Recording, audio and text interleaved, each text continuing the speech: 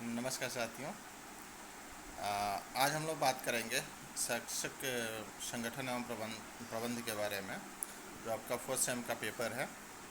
इसमें हम लोग बात करेंगे शब्द का प्रयोग एवं प्रबंधन। जैसा कि हम जानते हैं, स्टूडेंट को कभी भी हम पढ़ाने जाएं तो उसका लर्निंग लेवल हमें जानना होता है। उसी प्रकार से यदि हम उनको पढ़ाने जा रहे हैं तो लर्निंग लेवल तो हमने समझ लिया, लेकिन शब्द का चयन करने के टाइम भी हमको ध्यान रखना है कि किस क्लास को हम पढ़ा रहे हैं। यदि बहुत बड़े क्लास को पढ़ा रहे हैं तो वहाँ पे हमको उसी आधार का शब्द रखना चाहिए जिस लेवल के बच्चे हैं। ऐसा नहीं शब्द होना चाहिए जो बहुत हार्ड हो, उनको समझ में ना आए। बहुआयामी भाषा के भी शब्द यानी शब्दार्थ यानी ऐसे शब्दों का प्रयोग होना चाहिए जो बहुआयामी शब्दों को भी कवर करते हों। बहुआयामी भाषा को यानी जैसे कुछ हिंदी कुछ भोजपुरी वाले बच्चे होंगे, कुछ इंग्लिश वाले बच्चे होंगे, कुछ उर्दू वाले बच्चे होंगे। तो यानी ऐसे हम लोग को शब्दकोश का प्रयोग करना चाहिए जो आसान शब्द में हो और बहुभाषिकता को प्रस्तुत भी करता हो, है ना। तो उसी के संदर्भ में आज हम लोग बात करेंगे कि क्या और कैसे शब्दकोश का प्रयोग कैसे, उसका प्रबंधन कैसे। हमने एससीईआरटी का जो आपका बुक है उसी का हमने पीडीएफ लिया हुआ है, उसके थ्रू हम लोग समझते हुए चलेंगे। ठीक है, आइए हम लोग देखते हैं शब्दकोश का प्रयोग एवं प्रबंधन। देखें, शब्दकोश एक बड़ी सूची या ऐसा ग्रंथ है जिसमें शब्दों की वर्तनी, उनकी व्युत्पत्ति, व्याकरण, अर्थ, परिभाषा और प्रयोग आदि का सन्निवेश होता है। शब्दकोश क्या है? एक ऐसा ग्रंथ है जिसमें वर्तनी यानी मात्रा का संबंधित चीज़ें देता है। उसमें उसकी व्युत्पत्ति कैसी हुई है, संकर शब्द है या उर्दू से हुआ है या हिंदी से हुआ है तो कैसे उसकी व्युत्पत्ति हुई है। व्याकरण अर्थ यानी उसमें कौन सा संधि है, समास है, इस तरह की जो चीज़ें हैं, यानी उसका संधि विच्छेद क्या होगा, इन सभी चीज़ों को, उसका परिभाषा यानी शब्द को परिभाषित करना और प्रयोग कैसे इसका होना है, इस शब्द का कहाँ पर, ये शब्द शब्दकोश में दिया होता है। ठीक है, शब्दकोश एक भाषाई हो सकते हैं और द्विभाषी हो सकते हैं या बहुभाषी हो सकते हैं।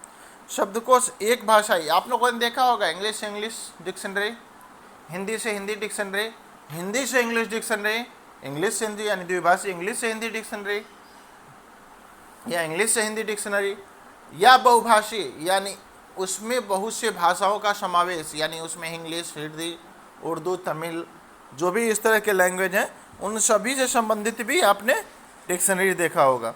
अधिकतर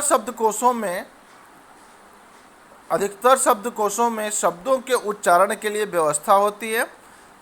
कुछ शब्दकोश में चित्रों का सहारा भी लिया जाता है। अलग अलग कार्यक्षेत्र के लिए अलग अलग शब्दकोश हो सकते हैं, जैसे विज्ञान शब्दकोश, चिकित्सा शब्दकोश, विधिक शब्दकोश आदि। ठीक है, यानी जो अलग अलग विषय हैं अलग अलग शब्दकोश होते हैं। यानी विज्ञान का शब्दकोश अलग होता है, अंग्रेजी का शब्दकोश अलग होता है, चिकित्सा का शब्दकोश अलग होता है। यानी जो आपका सब्जेक्ट है सबका एक शब्दकोश होता है। इकोनॉमिक्स का भी शब्दकोश होता है। ठीक है, आइए हम लोग देखें इसमें शब्दकोश का प्रबंध कैसे करना चाहिए।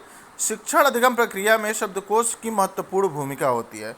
शब्दकोश शिक्षक एवं विद्यार्थी दोनों के लिए ही मार्गदर्शक का कार्य करता है। इसलिए प्रत्येक शिक्षक एक छात्र को शब्दकोश का प्रयोग करना अवश्य सिखाना चाहिए। अच्छे शब्दकोश के निर्माण एवं प्रयोग के लिए प्रबंधन का होना आवश्यक है। प्रबंधन के अभाव में अच्छे शब्दकोश का निर्माण नहीं किया जा सकता है। शब्दकोश के प्रबंधन हेतु निम्नलिखित उपाय करने चाहिए। यानी शब्दकोश के ये क्या प्रबंधन के लिए क्या उपाय होने चाहिए वो देखिए हम लोग एक एक बिंदु को।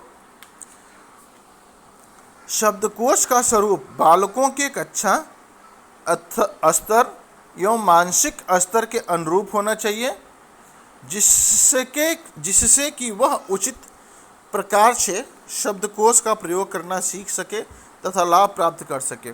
यानी शब्दकोश कैसा, बालकों के स्वरूप यानी जिस प्रकार के बालक है तथा जिनका कक्षा का जो स्तर है, यानी क्लास फर्स्ट का है तो उसी बेस का शब्दकोश होना चाहिए, थर्ड का है तो उसी बेस का, अगर 10th का है तो उसी बेस का, हायर का है तो उसी बेस का, यानी जिस बेस का बच्चा है, जिस स्वरूप का बच्चा है, उस हिसाब का उसके मानसिक स्तर का हमको ध्यान रखना है, कितना वो सोच सकता है, कितना वो समझ सकता है, उस आधार पे हमारा शब्दकोश का हमको चयन करना चाहिए। तो बच्चे आसानी से उस शब्दकोश को यूज कर पाएंगे, सीख पाएंगे। ठीक है।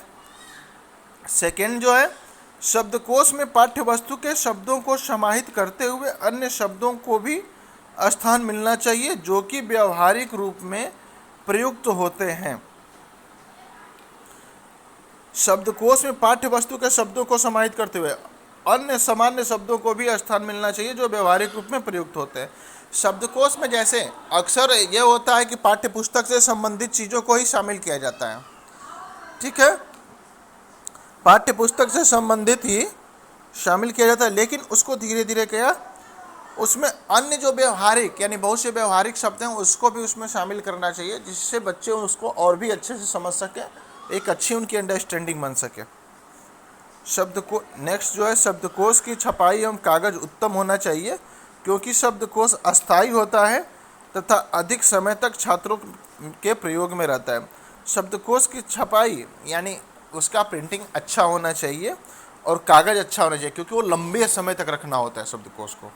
ठीक है, बुक के जैसे एक निश्चित समय तक नहीं, शब्दकोश लंबे समय तक रहता है, तो उसका कागज़ और छपाई अच्छे से होना चाहिए चूँकि वो अस्थायी होता है तथा अधिक समय तक छात्रों के प्रयोग में रहता है, यानी उसको हमेशा छात्र यूज करते रहते हैं।